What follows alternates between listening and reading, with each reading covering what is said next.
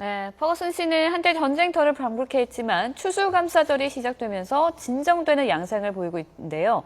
일부 시민들은 계속 시위를 이어간다는 계획입니다. 미국 인종 갈등 이야기 자세히 나눠보도록 하겠습니다. 미국 연방 하원 의원을 지낸 김창준 정경 아카데미 이사장, 또 이준환 인천대 정치외교학과 교수 나오셨습니다. 안녕하세요. 안녕하십니까? 안녕하십니까? 네, 먼저 우리 김 이사장님께 먼저 여쭤보겠습니다. 예.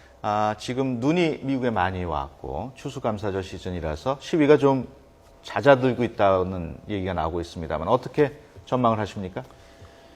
그 90년도가 4.29 폭동이 LA에서 크게 났었죠. 예. 그 뒤로는 눈에 띄게 좀 줄어들었었는데 예. 이 인종차별 폭동은 없어질 수가 없습니다. 예. 인종차별은 지구상에서 완전히 없어질 방법이 없죠. 나중에 서로 결혼해갖고 우리가 똑같이 생기기 전에는. 예. 그러나 앞으로는 이 조그만 지역의 폭동은 할지 몰라도 4.29 같은 그런 어마어마한 사이즈의 폭동은 안 날 겁니다. 예. 네. 그런다 하면요, 미주리 주정부가 지난 25일 밤에는 치안 유지 병력을 대거 늘리면서 좀 시위가 잦아지는 모습이 있었거든요. 그런데 이렇게 병력을 대거 늘린다는 것, 미국 정부가 아무래도 이 사태를 심각하게 좀 보고 있다는 증거 아닐까요? 그렇죠. 이 판결이 나오자마자 네. 이 사건이 일어났었던 퍼거슨 시에서 시민들이 이 약탈도 하고 방화도 하고 이런 사건이 커졌습니다. 그리고 이 판결이 이루어졌었던 세인트루이스에서도 흑인들이 또 시위를 하게 되고 흑인 밀집 지역인 뭐 뉴욕이나 네. 또 LA 같은 데에서도 이 시위가 확산될 기미가 보이니까 이 좀 초동에 좀 이렇게 진압을 해야지 이 확산되는 걸 막을 것이다 이렇게 생각한 것 같습니다. 그리고 아까 김창준 의원님께서 말씀하셨다시피 LA 이 폭동 1992년에 있었던 거하고 좀 차이가 있죠. 이렇게 이 정부가 좀 진압을 처음에 하는 것뿐만 아니라 이 LA 폭동 때는 무차별적으로 폭행을 했던 경찰관한테 무죄를 선고했었는데 네. 이번에는 그 불기소를 했고요. 흑인 대통령이 이 폭력이나 이런 것들을 의지하지 말고 법치를 존중하자 이런 그 결정들을 준수하자 이런 얘기를 했기 때문에 흑인 지도자들도 이 평화적인 방법들을 흑인 시위대들한테 얘기하고 있어서 이런 폭력 사태는 조금 잦아들지 않을까 이렇게 생각하고 있습니다. 예. 네. 지금 시위 지역의 그 일부 학교에는 휴교령이 내려졌고 야간에 통행 금지 조치도 나왔단 말이에요. 그렇다면 아직 좀 상황이 완전히 좀 가라앉았다고 볼 수는 없지 않습니까? 어떻습니까? 그렇죠. 뭐 그게 금방 없어집니까? 예. 아까 말씀하신 대로 이 더 확대될까봐 통행 금지를 하는 거고, 둘째는 또 시민들을 보호하기 위해서 밤에 돌아다니지 말고 경찰만 다닐 수 있게끔 그 뭐 의뢰하는 거니까. 예. 그래서 지금 하는데 제 생각에는 더 이상 퍼질 것 같지는 않습니다. 예. 그런데 사실 이번 사태는요, 무장하지 않은 흑인 청년을 사살한 백인 경찰관에게 불기소 처분이 내려지면서 이제 촉발이 됐는데요. 정당방위였다는 게 대배심의 판단인 것 같은데 그 판단에 대해서는 어떻게 보세요? 저는 이제 과잉 진압이라고 할 만한 요소는 있을지 모르지만 그 결정 정당방위 또는 정당방위에 준하는 것은 네. 사실일 것 같습니다. 왜냐하면 첫째로는 이 미국에서 이 경찰이 서라 손을 들어라 라고 명령을 했는데 그것을 지키지 않았을 때에는 그 절차대로 따르게 돼 있습니다. 그리고 이 공권력이 굉장히 강하기 때문에 그 절차를 준수를 해야 되는데 그걸 어겼다는 거죠. 또 둘째로는 이 경찰한테 폭행을 했어요.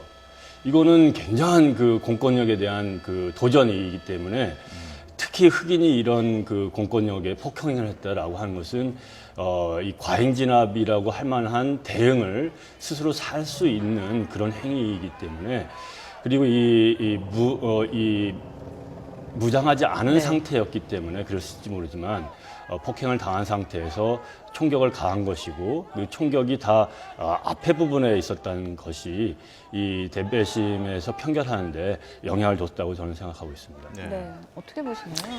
그 정당 방위가 항상 사실 문제인데, 네. 정당 방위는 자기의 생명의 위협을 받았을 때 어떤 방위한 것이 정당 방위 아닙니까? 근데 항상 어디 가나 어떤 것이 이게 주관적이기 때문에 그 대표적인 예가 두순자라는 케이스가 있습니다. 로스앤젤레스에. 예. 그때 1991년대인가. 그때 그 17살 먹은 흑인 애가 들어와서 여자애가 오렌지 주스를 하나 샀는데 네. 뭐 돈을 어물어보니까 두순자 시켜서 팔뚝을 잡았단 말이에요. 네. 그러니까 얘가 화가 나니까 이제 여자를 두순자 씨를 때리고 아마 오렌지 주스도 던지고 그랬을 겁니다. 네. 근데 누가 18살인 17살인지 알았습니까? 덩치가 크니까 어른인 줄 알았지. 그러니까 이게 그만 왔다 갔다 하다가 이 여자한테 맞고 그다음 돌아서길래 뭘 또 뭐 집으로 가는 줄 알고 총을 빼서 쐈습니다. 네. 그래서 그 자리에서 죽었어요. 이게 이제 코트에 갔는데 코트에서 볼 때는 이것은 정당방위다. 예. 워낙 무서워갖고 겁이 나서 네. 패니까 겁이 나서 있을 수 있는 얘기다. 또 돌아서서 장등에 쌌대지만은 돌아서서 뭘 짓는 줄 알았고 여자가 또 뭐 과거에 뭐 총을 쏜 적도 없고 이래서 감옥에 안 가고 그냥 프로베셔널로 끝내서 그렇다고 해서 흑인들이 그때 뭐 대모하고 그런 적은 없었어요. 예. 네. 그 정당방위가 항상 문제입니다. 예. 본인이 정당방위다 주장하면은 그거 예. 이번 사건과 관련해서 흑인이기 때문에 과잉 대응했다는 얘기도 나오는데 교수님께서는 어떻게 보십니까? 그런 소지, 그런 오해를 충분히 받을 수 있죠. 이 미국에서 인종차별이라고 하는 것은 비단 흑백의 그 갈등만이 아니라 우리 아시안 계열한테도 그러고 유색인종이면 다 그렇게 민감한 문제로 대두가 되죠. 근데 이런 그 과잉 진압과 총격이 결부된 사건이 1년이면 평균 한 400여 건이 일어난대요. 경찰에 의해서 살해되는 사건이 네. 하루에 한 건 이상 일어난다는 거죠. 그런데 이런 점들 때문에 그 과연 비무장한 청년에 대해서 흑인이었기 때문에 총격을 가해서 사망에 이르게끔 할 수 있겠느냐, 이런 점에서는 큰 문제가 될 수 있을 건데, 제가 이제 주목하는 그 재미있는 그 여론조사 결과는 1992년 LA 폭동 때 이 4명의 경관들한테 무죄를 선고했지 않습니까? 네. 네. 여기에 흑인의 92%가 죄가 있다, 이 사람들은. 라고 답을 했는데, 2014년 이번에 한 명의 비무장 흑인이 사살된 경우죠. 이런 경우에 64%만이, 흑인들 가운데 64%만이 이 백인 경찰관이 책임이 있다, 이렇게 지금 답을 한 거죠. 그래서 이런 것들 인식이 좀 바뀐 것도 있는 것 같고요. 이런 분위기가 판결에도 좀 영향을 주지 않았을까라는 생각도 하고요. 다만 이런 것들로 인해서 그 미국의 공권력이 그러면 다 정당방위로 돼야 되느냐? 그건 또 다른 문제라고 생각합니다. 9.11 테러 사건 이후에 공권력을 굉장히 강화하면서 공권력에 무한한 그 기본권을 양도하는 일이 벌어졌어요. 예. 그래서 경찰관이 경고도 없이 위험한 상황에서는 사격을 할 수 있게 돼 있고, 네. 나아가서는 미국이 테러의 위험이 있다라고 생각하는 국가라면 그런 것이 확증이 없다 하더라도 선제 공격을 할 수 있는 그런 지경에 와 있기 때문에 네. 예, 이런 것들은 상당히 그 인권이라든지 국제 관계에 악화를 시킬 수 있는 그런 그 대목이라 미국에서는 좀 재고를 또 그리고 좀 보완을 해야 될 과제로 남는 거죠. 예. 네. 아무래도 그럴 것 같은데요. 미국 내 사실 인종차별 문제 언제 오늘의 이야기가 아닌 것 같습니다. 계속 아까도 말씀하셨지만 LA 사태도 있었고요. 이제만 하면 계속 불거져 나오는데 왜 이렇게 해묵은 갈등이 계속 있는 걸까요? 그게 링컨이 흑인을 해방시키지 않았습니까? 네. 전 세계가 환영했죠. 그다음에 이걸 헌법에 집어넣습니다. 법이에요, 법. 그러면서 수백 개의 반인종법이 통과됐습니다. 예. 제가 있을 때만 해도 여러 개 통과시고 이제는 말로 모욕적인 언사를 해도 그게 인종차별법에 들어갑니다. 그리고 혹독한 처벌을 받고 네. 이렇게 법이랑 아무리 해도 인종차별이 없어지지 않는 것은 이 사회적인 우리들의 인식 때문입니다. 예를 들면은 저도 며느리 둘이 다 백인 여자인데 예. 요새는 그 흑인과 한국 애들과 백인의 결혼이 많아서 거의 반이래요. 네. 그러니까 우리 친구들이 아이고 흑인도 저 백인도 좋지만은 흑인만 안 했으면 좋겠다. 그러면 이게 인종차별입니까? 그렇죠. 우리도 흑인에 대해서 어딘가 좀 불편하고 또 여기 부모들도 미국에 유학 보낸 그 부모들이 아마 얘네들이 돌아올 때 흑인을 배우자로 들어오는 거 원하지 않을 것입니다. 그러니까 이것은 아무리 법이 통과돼도 강제로 백인들로 흑인을 받아들여라, 좋아하라 이렇게 할 수는 없는 겁니다. 그런데 사회적인 인식인데 이것이 글쎄 제 생각에는 유토피아로 모든 게 나중에 몇십 년 뒤에 전부 결혼해갖고 다 비슷하게 생기기 전에는 지구에서는 없어질 수 없는 어떤 비극 중에 하나입니다. 네, 사회적인 인식의 문제다라는 얘기를 해주셨는데 어떻게 보세요? 저 역사가 굉장히 깊죠. 네. 흑인을 노예로 들고 와서 이 미국이라는 나라가 세워진 거고 또 헌법에는 흑인 5표가 백인 3표에 해당한다라는 구절이 있을 정도로 굉장히 오랫동안 그런 그 문화가 남아 있었던 거고 네. 또 1965년까지 흑인들이 투표를 할 수가 없었어요. 그러다 보니까 정치, 경제, 사회, 문화, 역사 이런 그 차이가 굉장히 깊은 거고 이 사회적으로 이러한 그 계기가 생기면은 이 흑백 간의 갈등 때문에 이것이 이루어진 것이다라고 네. 또 과잉 진압이 이루어진 것이다라고 생각하고 해석하고 바라볼 수 있게 되는 역사가 있는 이번 거죠. 사건의 담당 검사의 부친이 흑인 용의자의 총에 맞아서 숨졌다. 이것도 좀 영향을 미치지 않았을까요? 사람이 하는 거니까 영향을 완전히 배제했다라고 하기는 어려울 것 같습니다. 네. 그런데 제 생각으로는 법과 양심에 따라서 했다고 전제를 해야 되지 않을까 이렇게 생각합니다. 왜냐하면 그 미주리주 검찰총장이 이 검사를 흑인 여성 검사로 교체할 것도 고려를 했다고 하지 않습니까? 네. 그렇다면 만약에 흑인이 검사를 했다라면 네. 그러면 다른 판결이 나와야 되느냐?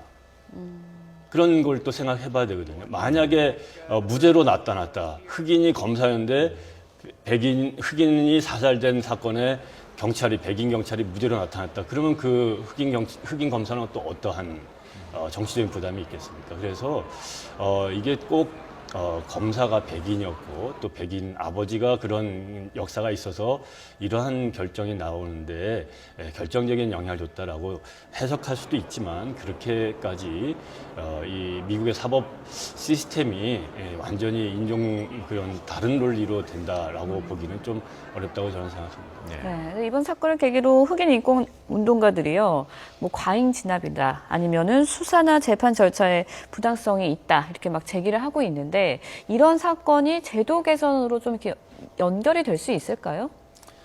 그래서 제가 말씀드린 제도가 많이 바뀌었고 지금은 현저하게 바뀌었습니다. 네. 인종차별하면 주로 흑인이지 동양 사람에 대한 차별은 거의 없어졌습니다. 이제는 아직도 흑인의 인종차별이 있는 거는 정말 불행한 일이지만은 제가 아까 말씀드린 대로 사회적으로 차별이 표면에 나타난 거 아닙니까? 네. 근데 그 아까 질문이 뭐 하셨죠? 제도 개선으로 이어질 그 수 제도 있을까? 개선이라는 게 어떤 제도 개선을 말씀하시는 건지 그러니까 법적으로는 다 거의 다 개선이 이루어졌다고 보시는군요. 저는 많이 이루어졌다고 보는데 이제 뭐 더 이상 감옥에 넣을 수도 없고 말 잘못했다고 지금 반인종법이 굉장히 많습니다. 굉장히 많아요. 근데 이런 법적인 문제 또 정부에서 많이 노력하고 있습니다. 국회에서도 그 살면서 또 자꾸 생기는 거 아마 포거슨 지나가서 어떤 또 법이 생길지 모릅니다. 근데 이번에 그것도 흑인 경찰도 가기를 꺼려하고 네. 또 백인 경찰도 뭐 가기 꺼려할 거 아닙니까? 좀 위험해 보이고 위험하지 않은데도 흑인이 모인 데는 어떻게 위험해 보이고 이런 그 퍼셉션이 있습니다. 항상. 또 얼마 전에도 FBI에서 그 스타디를 냈는데 네. 흑인 티네저들이 저지르는 범죄가 백인들보다 보통 10배 내지 6배가 높습니다. 네. 그러니까 이런 걸 자꾸 보고를 받으면 점점 더 도움이 안 됩니다. 그렇다고 사실인데 보고 안 할 수도 없고. 그럴 적마다 흑인이 야 이거 좀 흑인은 범죄를 많이 저지르는구나 이런 그 인상 때문에 우리들도 흑인이 한 7, 8명이 이렇게 모여서 오면은 겁이 떨컥 나서 피하고 싶고 또 흑인 타운에 들어가면은 공연이 좀 긴장이 되고 이거 어쩔 수 없는 건데 이걸 어떻게 제도 개선으로 바꾸느냐. 네. 이거는 쉽지 않은 일입니다. 이것을 사회적으로 어떻게 우리가 얼만큼 아량을 베풀어서 받아들이냐. 제 생각에는 많이 받아들였습니다. 이번에 여론조사에 흑인들이 거의 만장일치가 이 야단인데도 미국에서 좋다고 미국에 살기를 원합니다. 미국 시민이라는 걸 자부하고 동양에서 살자는 사람 하나도 없습니다. 그러니까는 이 야단을 치면서 그래도 미국을 좋다니까 제 생각에는 이것이 시간이 흘리면은 차차차차 완화되지 않을까. 또 지금도 흑인들 중에서도 성공한 사람들은 백인촌에서 삽니다. 예. 네. 그래도 옛날같이 옛날에는 어딜 들어옵니까? 이제는 같이 살고 별로 느낌이 없어요. 이만큼 많이 바뀌었습니다. 이제는. 그렇군요. 네. 그 교수님 이번 사건이 일어난 퍼거슨 시가 인종차별이 좀 존재했던 도시다 이런 얘기도 있어요. 미국 사회에서 인종차별이 없는 도시를 찾기가 좀 쉽지는 않습니다. 뭐 저도 유학했을 때 앞에서는 드러내는 그 차별은 없을지 모르지만 뒤돌아서서 좀 서운하다라고 느낄 만한 것을 항상 경험하거든요. 네. 물론 이제 1980년대에 백인이 85%를 달했었던 퍼거슨 시에 2010년에는 거진 70%가 흑인으로 바뀌었으니까 그 사이에 굉장히 큰 변동이 있었던 거죠. 경제, 사회, 문화, 역사 이런 것들이 많이 바뀌었을 텐데도 불구하고 시장이 백인이고 또 시의 의원 6명 가운데 5명이 시의원이 백인이다 보니까 경찰도 압도적으로 백인 경찰이 많고 이러다 보니까 흑인들은 세금은 많이 내고 베풀어지는 것은 받는 게 별로 없고 그런 그 문화, 그런 좀 차이, 그런 절벽 이런 것들을 항시적으로 느끼진 않았을까 이런 생각을 합니다. 네. 그런데 이번 소요 사태로요, 한인 업소들도 피해를 입었거든요. 뭐 8곳이 불에 타고 뭐 2곳은 전소가 됐고. 근데 이렇게 한인들이 피해를 입으면 어떻게 보상을 받나요? 몇 가지 방법이 있는데 네. 첫째는 그 FEMA에서 이머전시 펀드가 있습니다.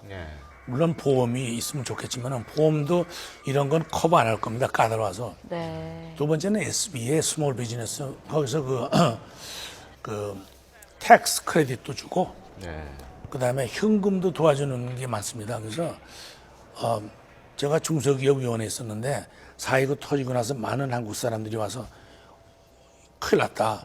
아닙니다. 거의 100% 다 보상해 줬습니다. 그래서 그것은 이제 변호사나 또는 소속 국회의원한테 물어보면은 보상받을 방법이 있을 것입니다. 알겠습니다. 두 분 모시고 좀 더 긴 얘기를 나누고 싶습니다만 시간이 거의 다 돼서 여기서 마쳐야 될 것 같습니다. 지금까지 미 연방 하원 의원을 지내신 김창준 정경 아카데미 이사장 그리고 이준환 인천대 정외과 교수 함께 하셨습니다. 오늘 두 분 고맙습니다. 고맙습니다. 감사합니다.